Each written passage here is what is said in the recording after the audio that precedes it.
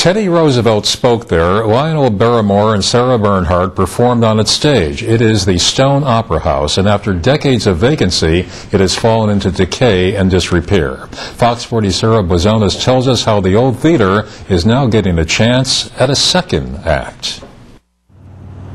The windows at 31 Shenango Street are boarded up, the building empty.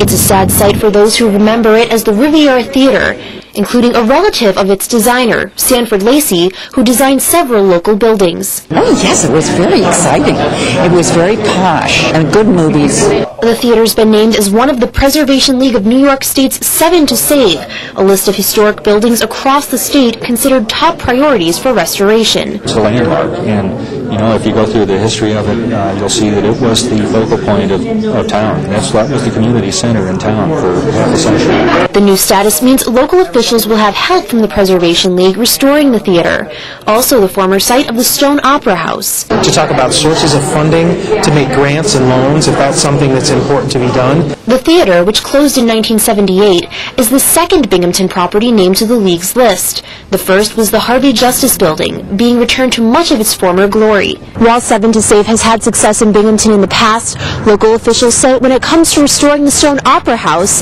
there's still a long way to go. We're going to have to look for the right blend of investors and work with the owners to hopefully share some vision that emerges from this designation.